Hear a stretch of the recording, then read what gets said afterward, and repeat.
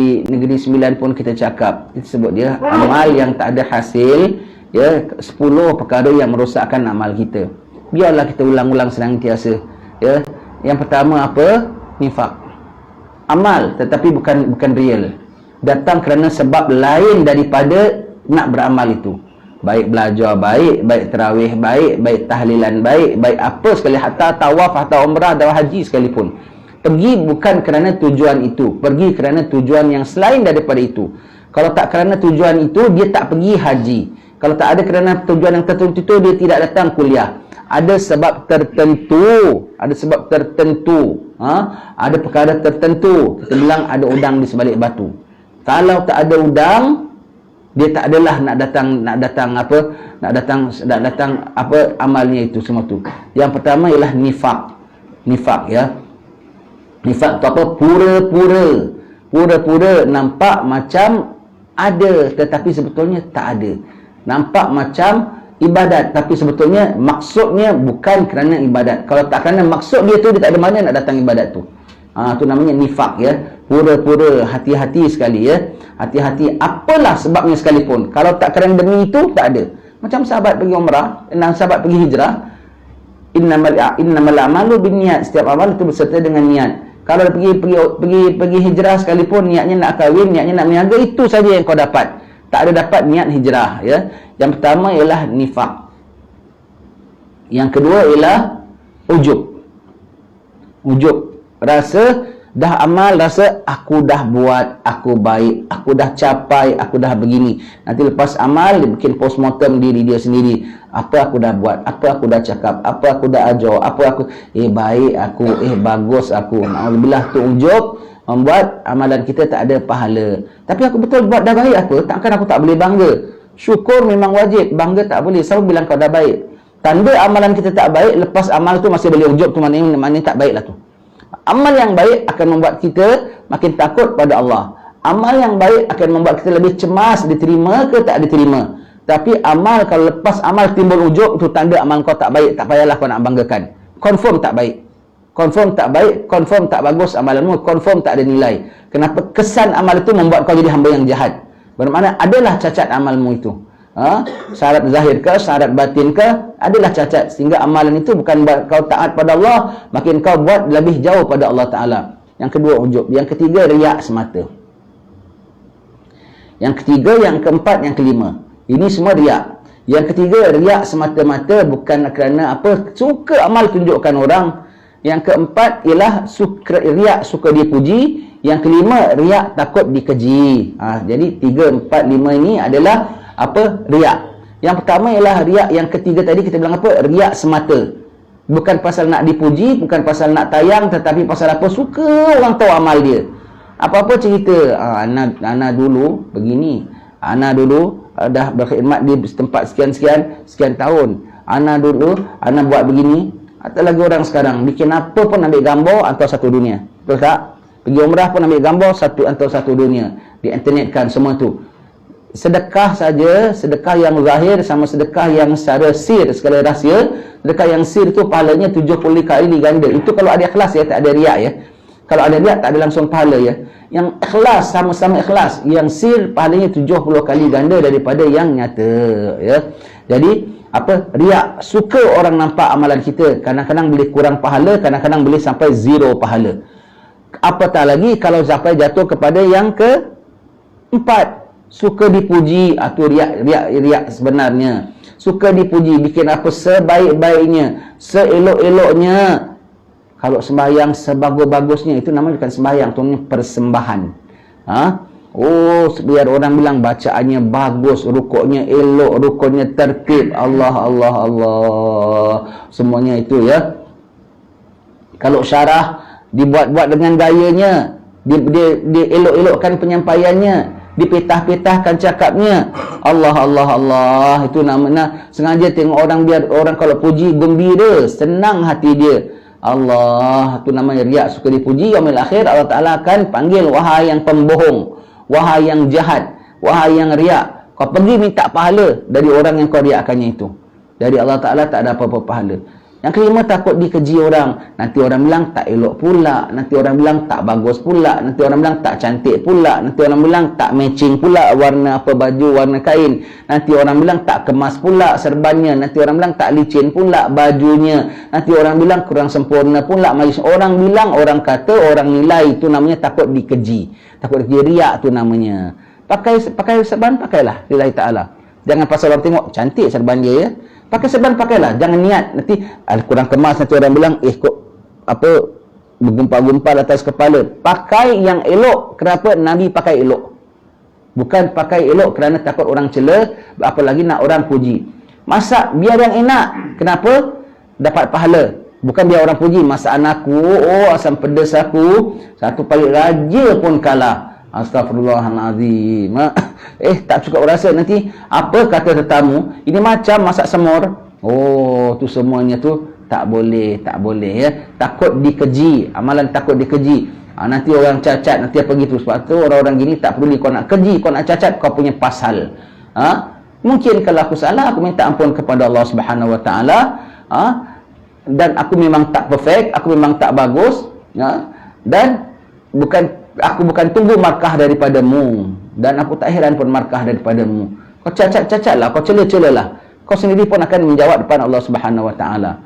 Yang keenam, yang ketujuh, manni wal adza, mengongkit-ongkit dan menyakitkan. Mengongkit-ongkit, budak ni kau tak aku biaya, tak pergi sekolah dulu. Lampu ni anak yang beli, kipas ni anak yang sponsor. Sebut tu bangkit-bangkit tu namanya. Tu bangkit-bangkit, menyebut-nyebut amalan kita, bangkit-bangkit depan amalan kita. Aku bangun malam sampai ngantuk-ngantuk, itu bangkit dengan Allah lagi. Bangkit terhadap Allah lagi ya. Bangkit-bangkit amalan kita, bangkit-bangkit ya. Ada bangkitnya kemudian lepas 3 tahun. Ada bangkitnya ketika itu juga. Ketika buat amal itu jam juga, ambil gambar kasih tahu semua orang bahawasanya aku derma kepada fulan ini. Allah, itu namanya bangkit. Dan nyakiti, kasih derma sama orang, depan orang ramaikan aib, orang ni malu, tersakiti dia, kau tak ada pahala. Nak sembahyang saf awal, langkah orang, kan nyakiti orang, tak ada pahala. Nak datang iktikaf hari Jumaat, datang awal tapi tak mandi dengan peluhnya, dengan apa semuanya, baunya busuk, orang sampai tak selesa. Apalagi kalau sampai orang kena pindah tempat, menyakiti orang. Nak kucuk Hajarul Aswad, singgung, nyinggung, nyakiti orang. Nak bikin masjid, paksa orang tanahnya kita ambil. Allah, menyakiti orang. Semua tak ada pahala. Menyakiti. Man wal adza. Yang ke berapa ni? 7, 8 dan 9. Yang ke-8, pandang kecil. Yang ke-9, menyesal. Yang ke-8, pandang kecil. Pandang amal tu tak ada nilai. Anak ni bukan nak pergi umrah sangat, tapi dah terlanjur orang ajak, tak apalah, pada duduk rumah. Tadi kau kecil-kecil macam tak apalah, tak ada kerja, duduk rumah, datanglah kuliah, dapat mengisi waktu. Bukan pasal Masya Allah aku hadir kuliah. Kita kalau bikin amal, kita kena pasang masyhad yang tinggi. Masyhad tu tanggapan nanti kita dapat madat yang tinggi ya. Pandang kecil. Alah, aku kan siapa yang ceramah? Rupanya Pak Haji orang kampung aja, kan maulana mana. Kau pandang kecil, kecil lah kau dapat. Kadang-kadang tak dapat. Kau pandang kecil sesuatu amal. Pandang kecil satu amal.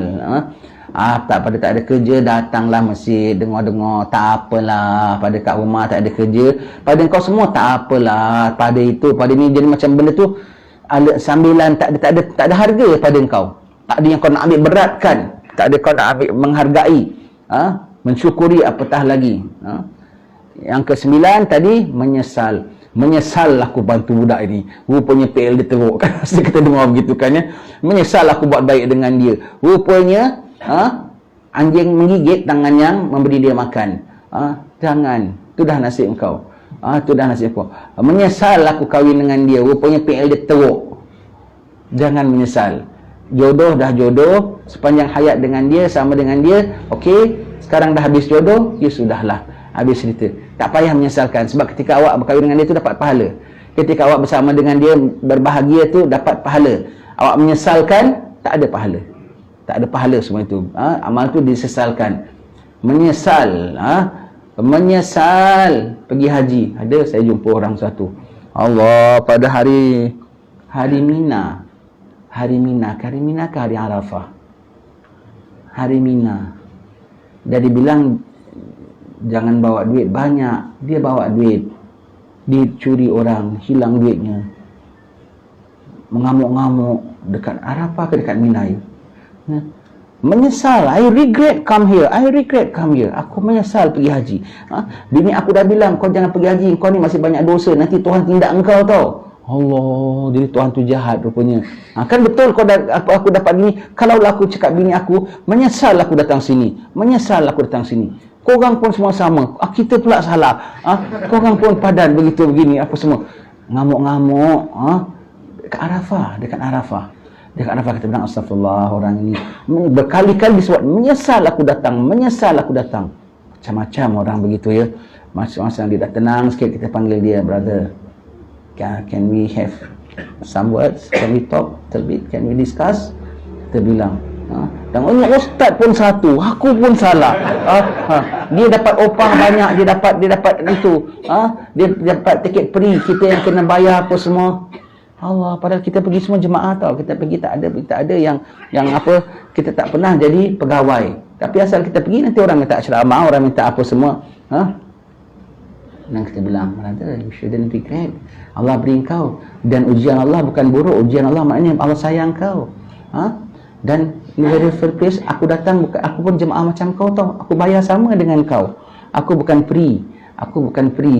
Begitu. Oh, sorry Ustaz. Tak apalah, kau tak payah sorry, aku pun tak apa. Tapi sekarang masih baki hari wukuf. Baik kau menyesalkan sikap kau itu. Dan Tuhan yang invite kau. Dan kau dalam nikmat. Siapa bilang kau dalam bahaya? Siapa bilang Tuhan sedang kecam kau? Yang curi duit kau tu dah memang tulisan kau. Yang ada orang kena curi nyawanya, mati. Yang ada orang kena curi kesihatannya. Allah, malam baru kita tengok satu budak bujang, budak Pondok Meru. Allah ambil balik kakinya. Tak semena-mena aksiden motosikal berlanggar, kakinya tak boleh diselamatkan, dipotong. Allah, kesian, tak ada kencing manis, tak ada apa. Allah, begitu ya. Yang ada orang hilang kakinya, ada orang hilang matanya, kau setakat hilang duit.